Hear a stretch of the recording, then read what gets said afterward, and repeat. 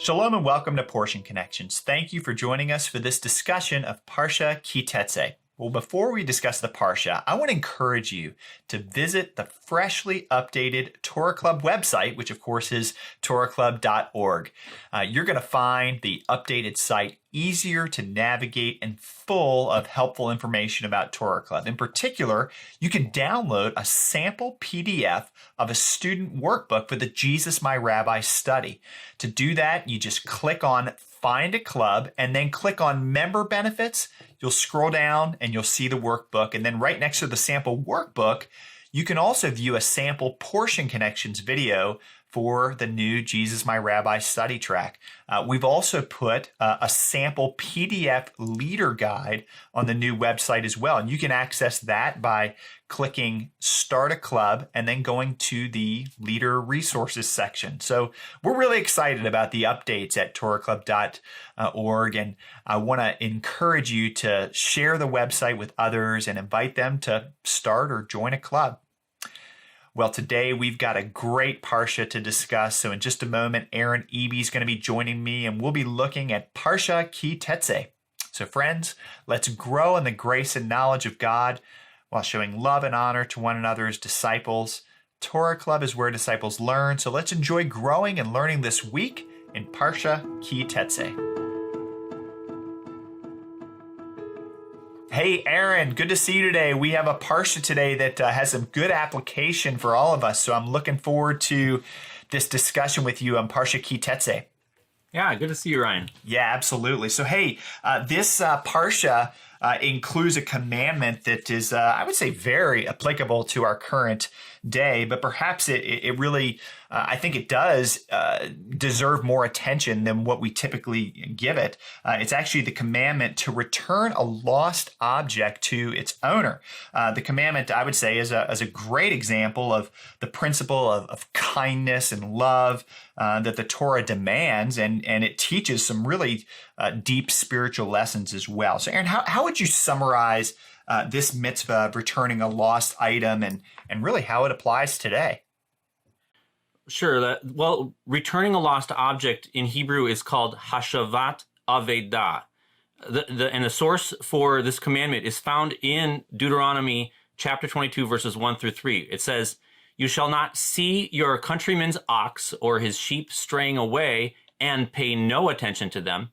You shall certainly bring them back to your countryman. If your countryman is not near you, or if you do not know him, then you shall bring it home to your house, and it shall remain with you until your countryman looks for it.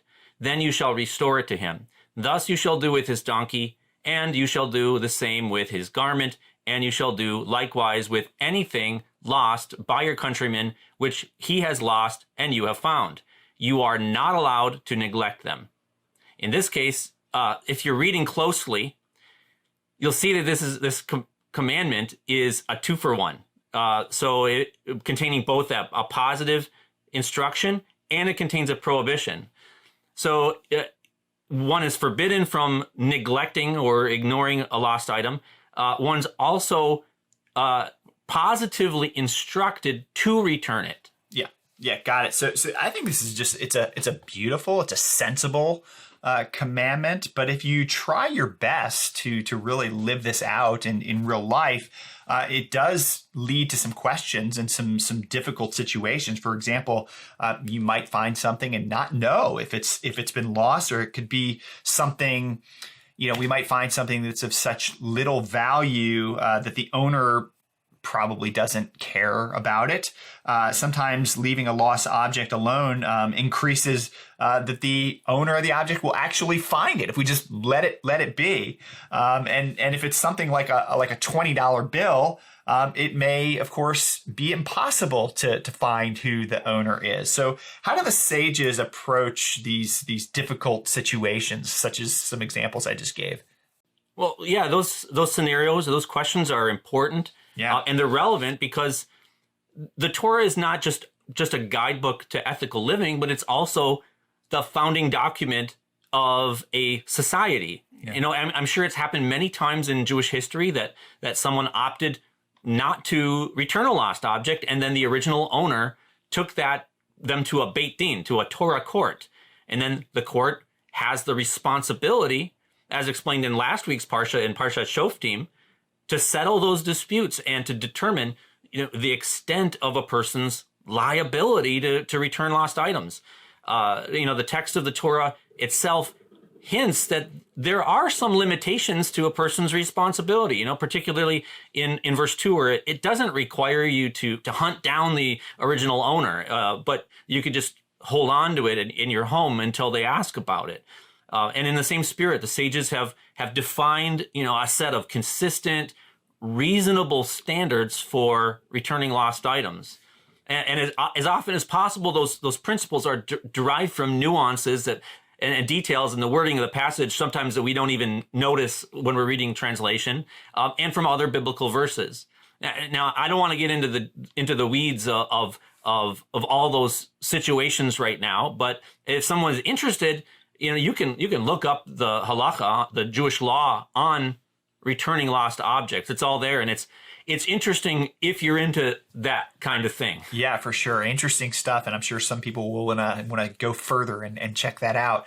Aaron, there's a word in the text that you wrote that you read a minute ago that I'm interested in. It used the word countrymen.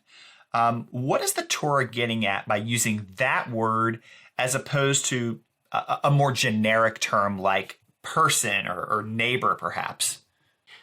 Well, that's a good question. The word here in Hebrew is ach. It's literally brother. And the Torah is using it here in a way that means, a fellow Jewish person. So the translation countryman is a fair translation. Now, the Torah, in its literal face value meaning, appears to be limiting the legal requirement of returning lost items to other Israelites. So that doesn't mean it's okay to just steal lost items from Gentiles. But, why doesn't the Torah make this a universal legal requirement, like do not murder? Yeah. Why shouldn't the Israelites be legally required to return lost items lost by a Moabite or by a Canaanite?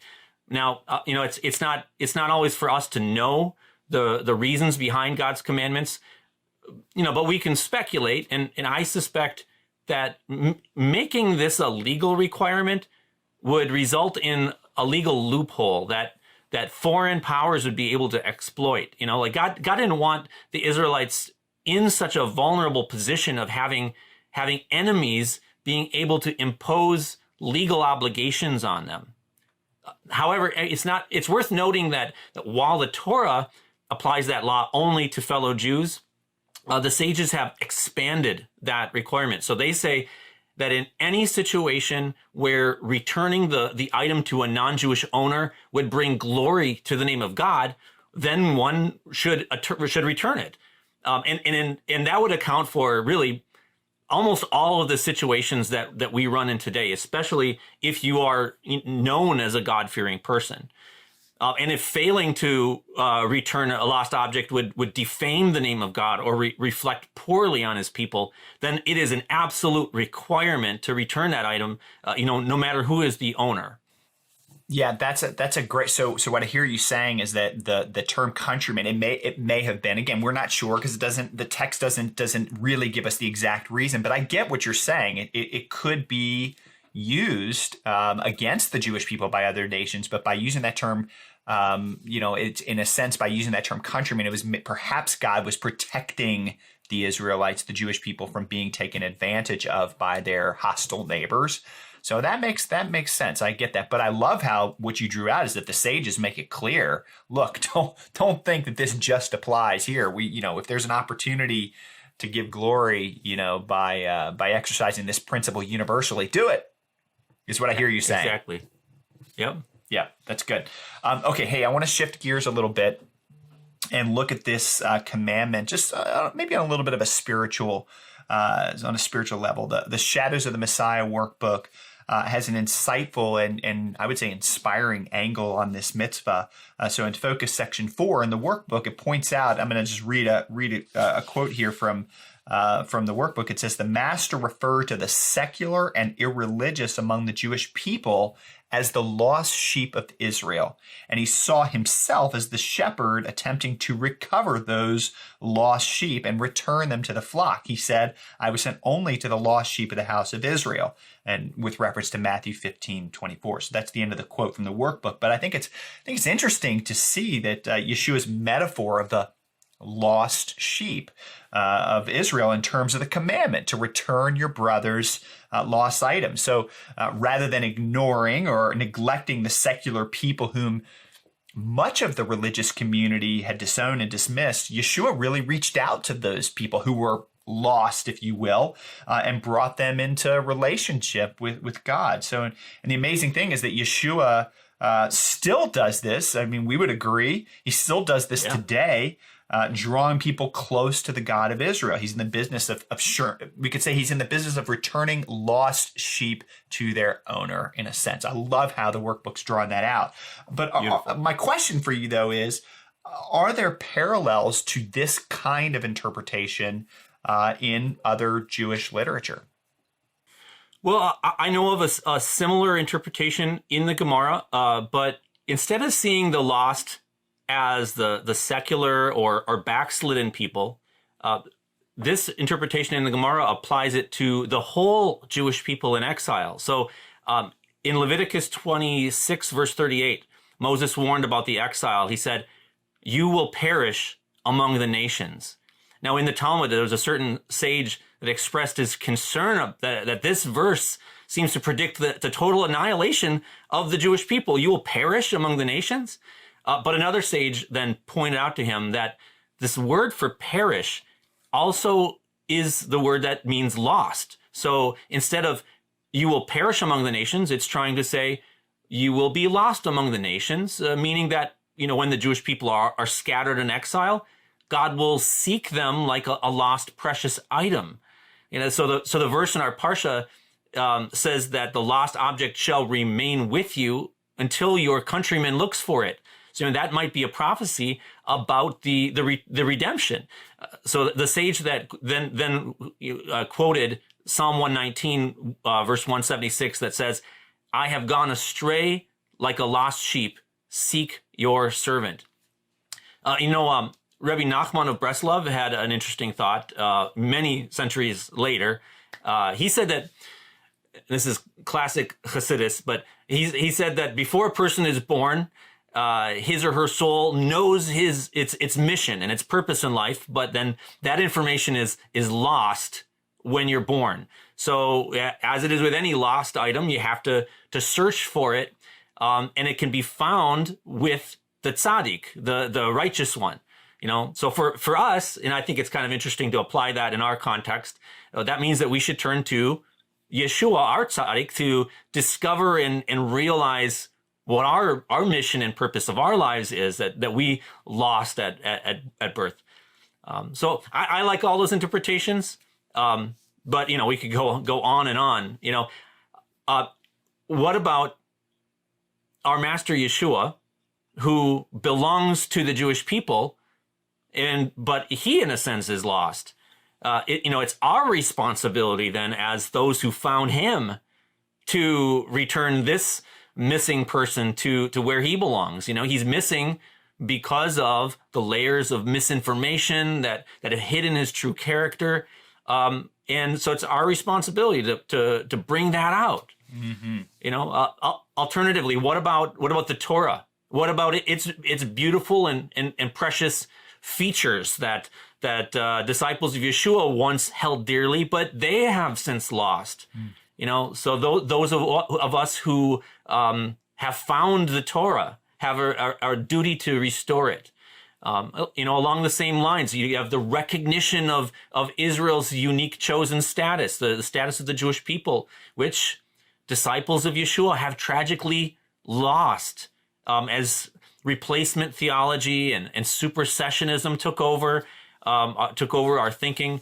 So you know what? Yeshua is in the business of restoration, and so we're his disciples. We're also in the business of restoration, like he is. Yeah, no, Aaron, what you're saying is beautiful, and that's one of the things that I've really enjoyed, and you've, of course, been a big part of that this year with Shadows of the Messiah and these portion connections, of course, as well as the workbooks of just really looking at the Torah on a deeper level, looking at them with spiritual eyes. And so I've never thought about, this concept in the Torah on this level, but it makes a lot of sense. And I love that idea of, in a sense, where it's almost like Yeshua has been a missing person, and we're helping to, I would say that one of the roles of Torah Club is we're trying to put out the Yeshua that's been missing and put him forward so that, others can enjoy the fullness of knowing Yeshua better, which is what we like to say. So, Aaron, once again, hey, thanks for joining us today, getting our discussion of Ki Tetzei off to a great start, and really, I think, helping us to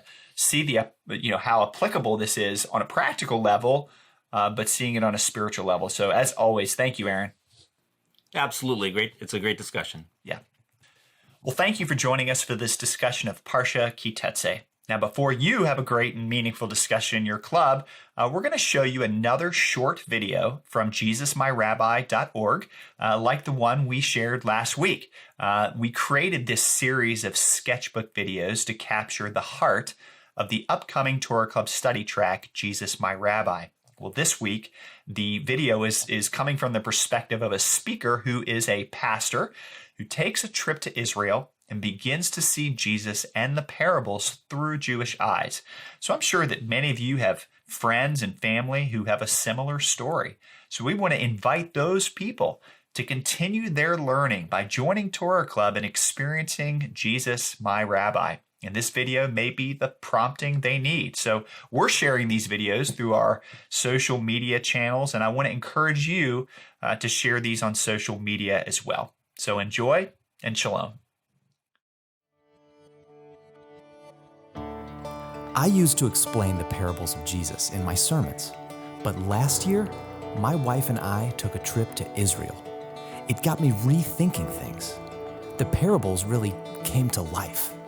The Israeli tour guide challenged me to look at Jesus through Jewish eyes. She had insights I'd never seen before, and I'm a pastor. I didn't know that other teachers from the time of Jesus spoke in parables too, or that those parables help us understand the teachings of Jesus. I needed to take another look. That's how I found Torah Club, a Bible study that teaches the Messianic Jewish perspective. For example, I thought the parable of the sower was about outreach and planting seed for a harvest of souls. But similar Jewish parables compare 4 different types of disciples, not different types of lost souls. The hard soil symbolizes the Jesus follower who doesn't understand his message about the kingdom. The birds snatch it away because it didn't sink in. The shallow soil is the disciple who gets it, receives it, and even believes it, but only on the surface. That type of disciple doesn't have the depth to weather adversity. The thorny soil, where the weeds choke out the seed, that's the disciple who lets materialism, success, and busyness take priority. What about the good soil? Well, let's just say that's the kind of disciple that I want to be, the type of disciples I want in my church. Disciples of Jesus, my Rabbi. Jesus, My Rabbi is the Torah Club study beginning fall 2020. Start a club or join a club for a year of learning the Gospels and the life of Jesus from a Jewish perspective. Know Jesus better